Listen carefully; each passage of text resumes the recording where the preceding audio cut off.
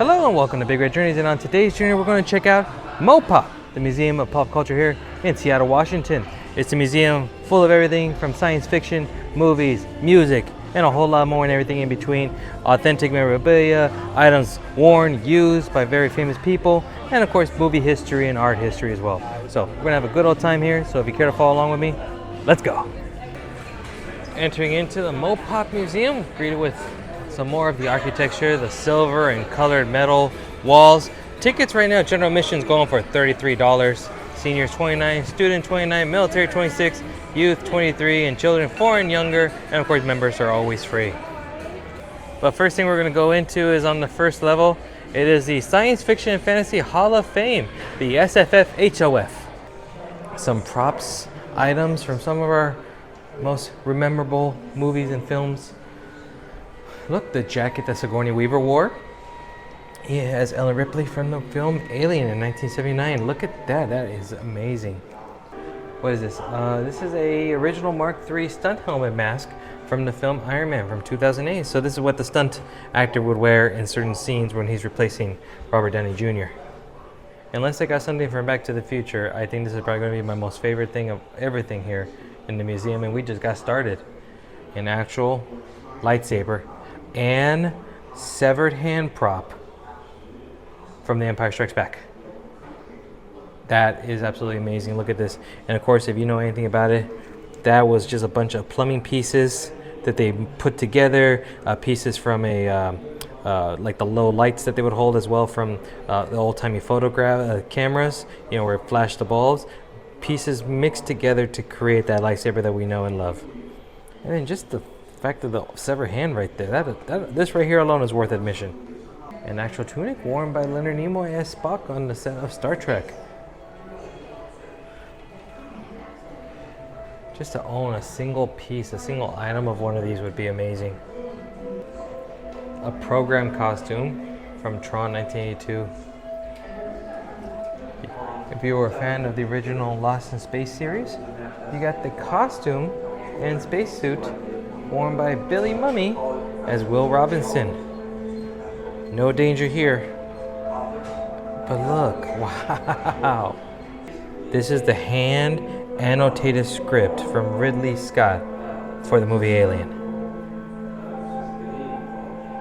The special effects bust of Keanu Reeves from Neo in the Matrix from some of the scenes when he's plugged in. You know, it's reminiscent of, like, you know, he's in the goo as a battery for the robots.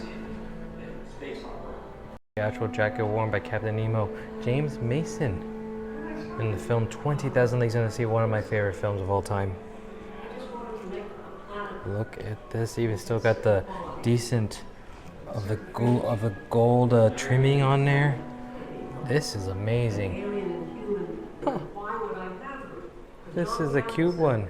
If you ever saw the film AI, Artificial Intelligence, with Haley Joel Osment, this is the toy that he had in the film. Teddy, it was an animatronic bear.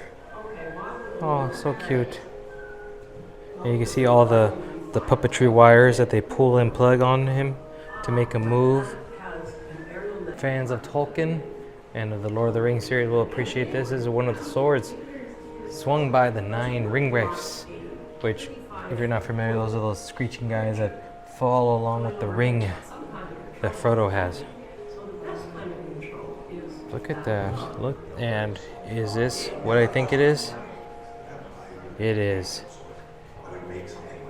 the actual costume worn by Maurice Evans, the great actor and playwright. This is Dr. Zayas, everybody, from the Planet of the Apes, 1968. The ape who was trying to keep the secret of man away from ape kind. Look at the eyes, the facial expression. I want to zoom in a little bit. Look at that.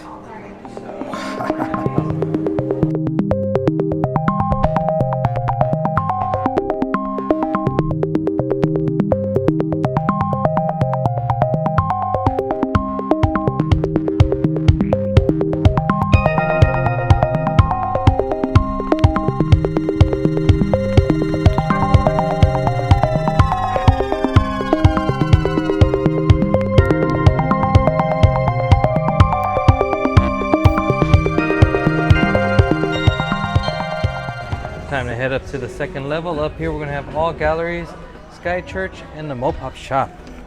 Up on the second floor there's a few more exhibits. We got the one about Nirvana, Contact High, which I believe is the one about hip hop, the evolution of hip hop. Probably most importantly, the guitar gallery over here. This is the one I'm probably looking forward to most. And look at the lovely art structure here. Look at this. Hundreds upon hundreds of various different guitars and some sort of like guitar tornado. We'll start off.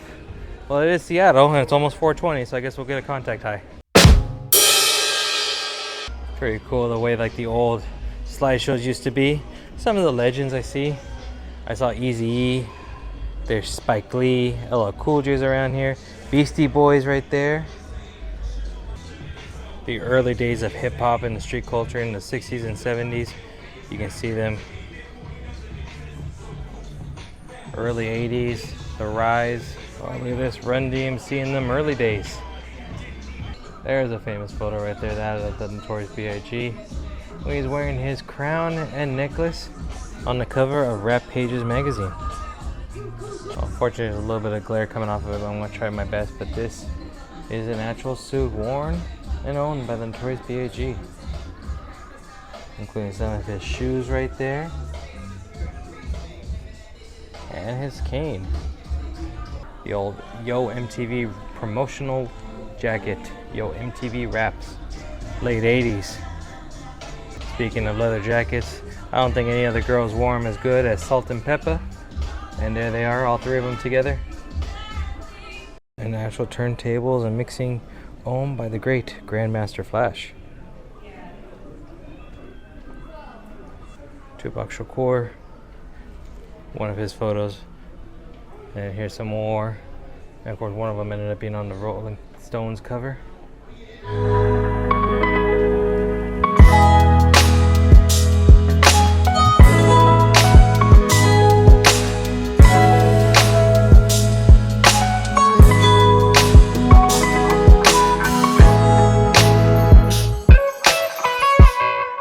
Contact High was more of a photo art exhibit. There was a few memorabilia pieces there. The Notorious B.I.G. suit, that was amazing. That was pretty cool. And the the turntables with Grandmaster Flash.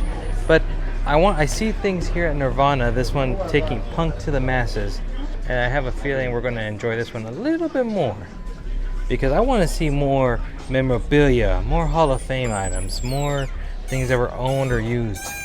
Yep, here we go. This is more like it. And of course, Seattle being the mecca when it came to the grunge and alternative rock scene in the late 80s and early 90s. And of course, for many, the godfather of it all was Kurt Cobain himself. Now, this is a unique piece, but this is a drawing that was actually done by Kurt Cobain himself. This is what he called a New American Gothic in 1984. This right here is a Univox High Flyer Phase 3 guitar. Was used and owned and played by Kurt Cobain. A Gibson Ripper was played by Chris Novoselic of Nirvana. He was the bassist for the band. This one was from 1993. A Tama Rockstar Pro drum kit played by Dave Grohl himself, 1992. Essentially say anything. It's amazing. Dave Grohl's always known for being a hard-hitting drummer, but look at all the marks he's left over on the skins of the drums. Even a nice little dent. I'm sure he may have caused it, or maybe it was just right up there. You can see at the top right corner. This is a set list from Skid Row, which is actually one of the first names of the band that they were playing around with in the early days before they came across on Nirvana. You can see the early days are just taking a piece of paper and writing it down. And look, it's somebody's phone number right there in the right-hand corner. I wonder who that goes to. And then that Univox High Flyer, that's the body of it that was left over after a smash-in from Kurt Cobain himself at the Evergreen State College dorm in Olympia, Washington, October 30, 1988. This is actually a pretty cool map that just showcases where the different bands came from around the Washington, Seattle, and even Northern Oregon region during the heyday of the Pacific Northwest music scene. I actually find that pretty amazing. This is an old silk screen from Nirvana's first prints of their Nirvana t-shirt back in 1988. You can even see the original logo right there. That's what the shirt would look like right there. There's one half of a Fender Mustang, owned and played by Kurt Cobain until, of course, he smashed it in '88 at the Pine Street Theater in Portland, Oregon, February 2nd. Here's another guitar as well, too. This one is a '91 black Fender Strat.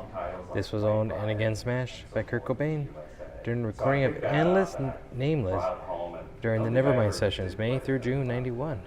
Probably some of the more recognizable items that have to do with Nirvana. Of course, the ever-famous Nirvana album of Nevermind with the naked baby floating after a dollar. I know recently the actual gentleman who was that baby back then sued but lost his lawsuit years later. Next to that is the actual cardigan worn by Kurt Cobain himself from 1991-94. This is just representative of the band itself, who wore nothing but just basic clothes you can get anywhere you want. This sweater alone was found at a thrift store. A sweater worn by Kurt Cobain, and you can see how he wore it on the cover of Spin magazine. Next to that is a white Fender Strat, played as well by Kurt on the Nevermind tour in '92. A Fender Mustang played by Kurt as his primary guitar throughout the In Utero tour. And a mourner paying their respects to, of course, in April of '94, Kurt Cobain took his own life through a gunshot wound, which many people consider the, as they say here, the death knell for grunge. It's true. The grunge scene was very short, only for a few years, but it was a strong few years, especially in the Pacific Northwest area.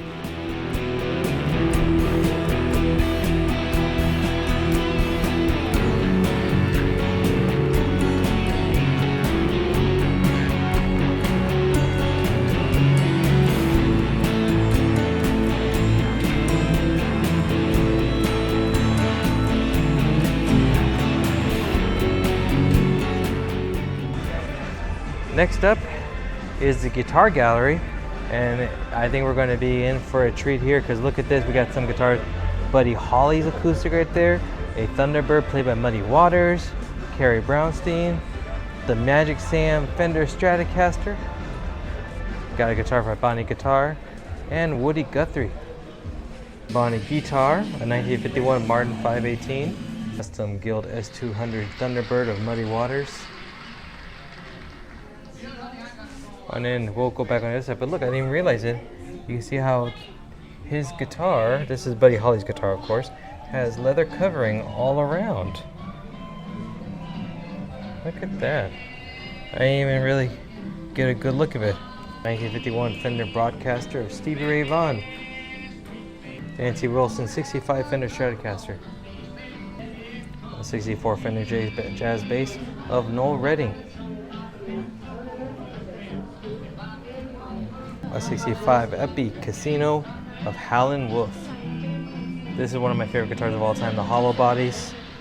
Always, they have such a sweet sound to them. Brandi Carlile, her 2007 Taylor GC8.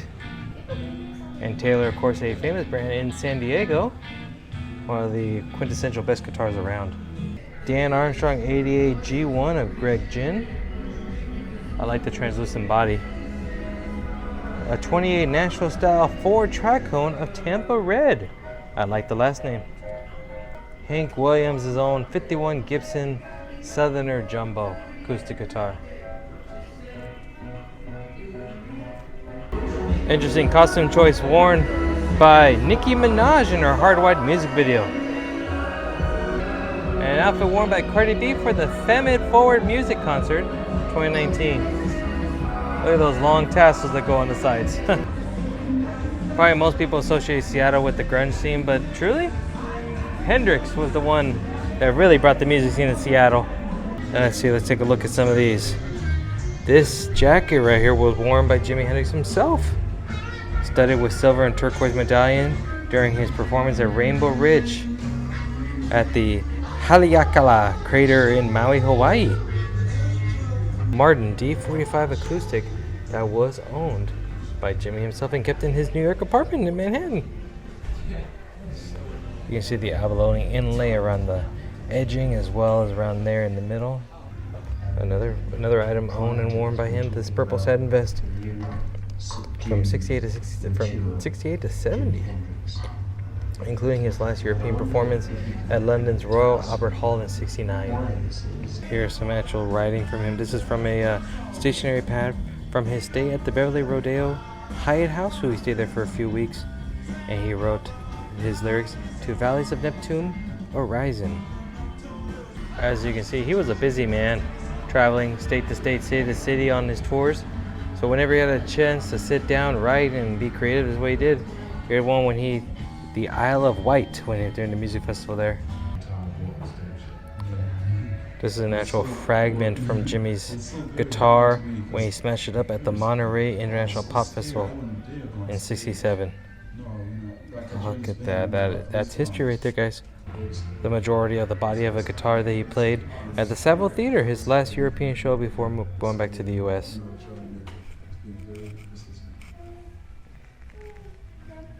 And Jimmy was always known for having very beautiful and creative guitars. Drew a lot of them himself. The actual hat worn by Jimmy, his Westerner hat. They wore on the cover of his '68 Greatest Hits compilation of smash hits, and of course at several of his live shows from October '67 to January '68.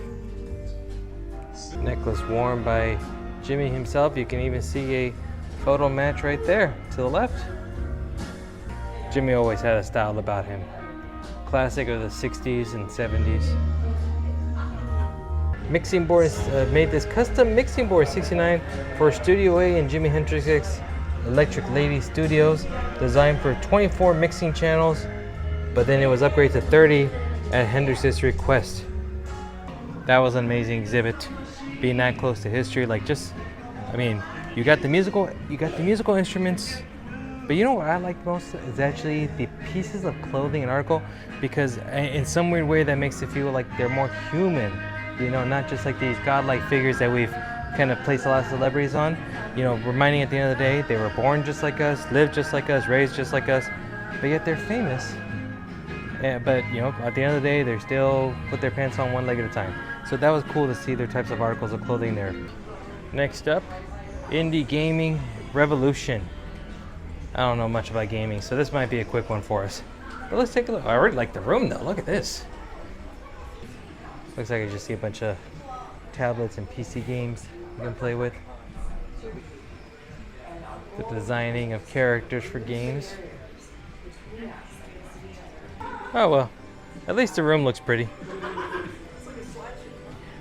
Okay, so no disclosure there.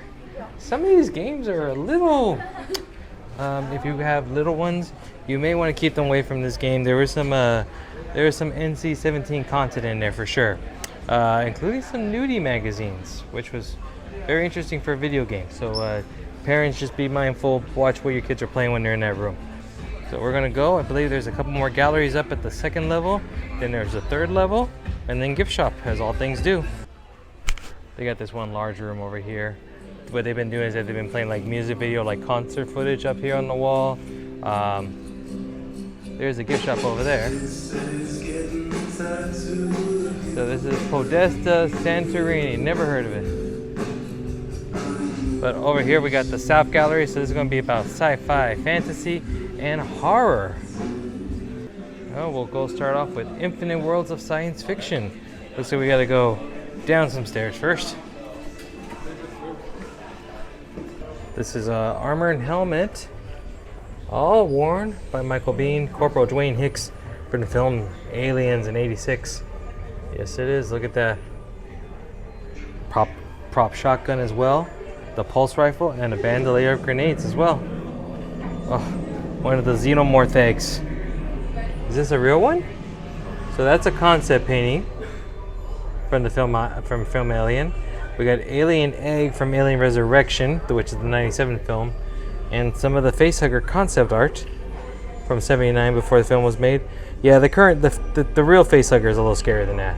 Oh well, speaking of aliens, we have the flamethrower that was actually used by Sigourney Weaver in the film. Oh, look at that, it's so cool. We got a little cylinder, little CO2 cylinder right there with a valve for the first stage. This is the cap worn by Harry Dean Stanton as engineering technician Samuel Brett in the same film.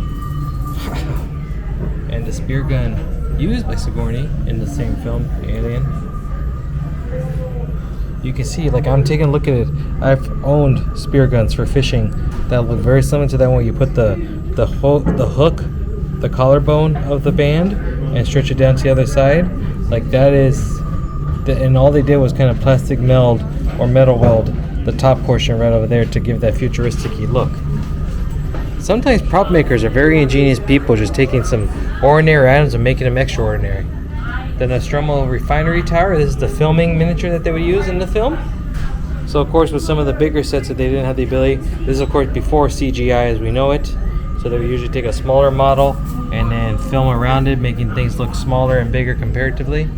And the Narcissus Shuttlecraft, another filming miniature from the movie Aliens in '86. We got the Blade Runner film script, the screenwriter Hampton Fancher's personal script from it, and that prop gun. Yes, that is the actual one from Rick Deckard, Harrison Ford's actual prop gun from the film. I'm telling you, this is cool the way that they have it built out here. Oh, look at this. It's like you're on the bridge of some ship going on here. But various weapons from various films. I see some from Men in Black. That one in particular. Oh, actual eggs from the movie Jurassic Park right over here.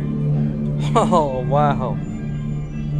And then these are actual real sauropod eggs from 75 million years ago. So you got the real ones right there that are fossilized and the movie prop replicas that are right here. That is so crazy. Here's the Imperial Dalek from Remembrance of the Dalek, 1988 Doctor Who episode. A Cyberman costume from a Doctor Who 83 through 88. Over here, what is this? From Starship Troopers, worn by Stephen Ford as Lieutenant Willie in the film Starship Troopers. That's one of my guilty pleasure films right there, Starship Troopers. Such a terrible film, but I love it. And a Viper pilot flight suit and helmet worn by Katie Sackhoff. Well, look at that, Bo-Katan. In Battlestar Galactica 04 through 09. Is that what I think it is? It is. It's a proton pack. This one's from the film Ghostbusters 2. Oh, and you got the parking sign and ghost trap with foot control from the okay. So the parking sign and the trap is from the first film Ghostbusters, and then that's from Ghostbusters 2. And what is this? What is this? What is this? Are you kidding me? Are you kidding me right now? Hoverboards.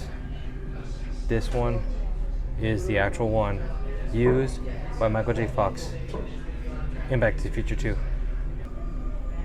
Probably the only thing that may top it for me with regards to the coolest thing here. I thought the lightsaber would be it. This is it. Actual movie prop used by Michael J. Fox in one of my favorite films of all time. Done. Done. I feel like I need to pay the museum more now for admission. This right here. Right here. Things from the Mars Attack film. Oh, this is actually from, what is this? Martian Fighting Machine model from 2000. Poster of one of the Mars Attacks aliens right there. Oh, look at this. A Rebel Trooper costume from the Empire Strikes Back. This, of course, is one of the Hoth planet outfits that they wore. There's the, not binoculars, but some sort of scope that they would look out of. Badging, the snow goggles, the weapons. This is the stop motion armature and costume of Han Solo. So of course there's the scene in which he is on top of the Tauntaun looking for Luke. That right there was claymation, very similar to the old 50s and 60s claymation film. So you can see there's the frame, there's the body that goes on, and of course they put the outfits on top of him. A snowspeeder's pilot helmet. Wow. Wait, is this the real thing? Is this really it? Greedo's mask and hands worn in the original Star Wars film? Yes, they are. Look at that. Worn by Paul Blake as Greedo in the film Star Wars A New Hope. Amazing. Look at the gloves. Look at the great condition these are in. I'm actually very, very surprised of how well this is. Oh my goodness. And then if you can take a look into the eyes, I don't know if it might not come up well in the camera. but it even has little lensing like a fly would have, like an insect would have. The mirror lens, it's so cool. Wow. I just skipped over this one, but this is an actual stop motion model of an AT-AT, an AT-AT from The Empire Strikes Back. You can see, wow, it's so cool. Concept drawing as well. Oh, wow. And storyboard art. What I would give to own any one of these pieces. The Governor, the Arnold. This is the jacket he wore in T2 Judgment Day in '91. We got the T800 skull from T2. The forearm as well. And you can see when, he sticks out his hand as well. The special effects hand used by T1000 in the film T2. Got the head, the arm. And is this the actual? Yes, it is. This is the actual endoskeleton from the film T2. And on next to Scared to Death of horror film, right over here this way.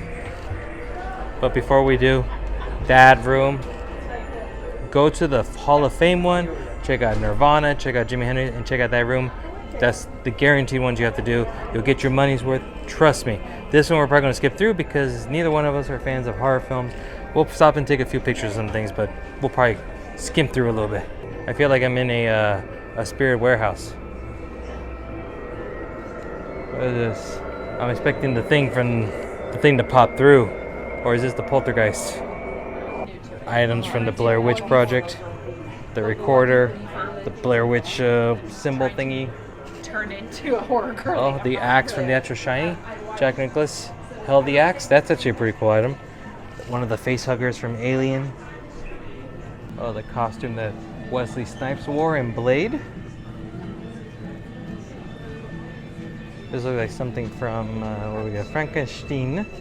Special effects switchboard used by Frankenstein, Bride of Frankenstein, and other films from 1930 to 1965. Okay, this is a piece of Universal movie history.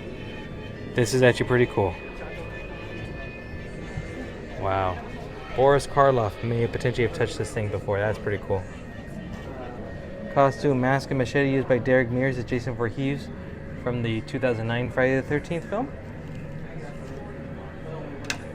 Ornate costume worn by Angelica Houston, the Addams Family, and Addams Family Values as Morticia Addams.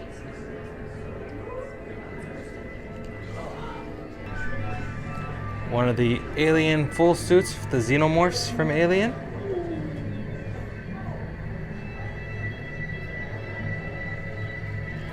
Interesting, they got all these bodies hanging from the ceiling. Oh, that's not discomforting at all, is it?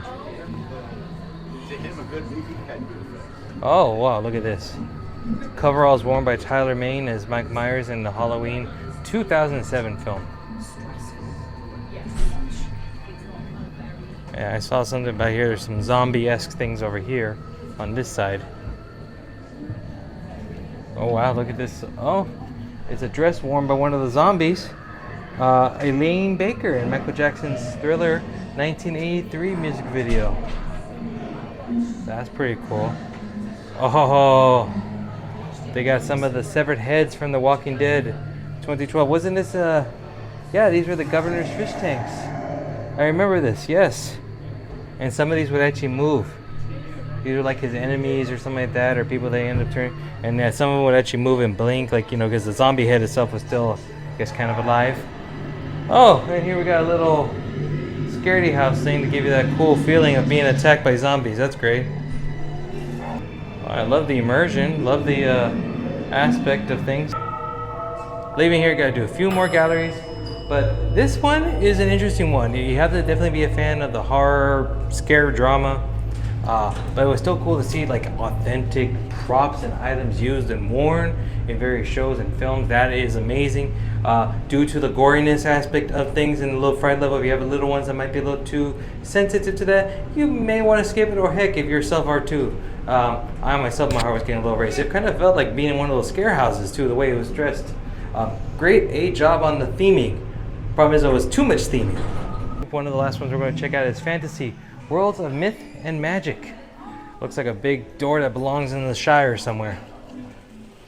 Oh, this is cute. I already see, looks like Mrs. McGonagall's hat right there. archetypes of fantasy. Oh, Conan's sword. This is the actual hero sword used by Arnold Schwarzenegger in Conan the Destroyer. Huh, that's pretty cool. Professor McGonagall's.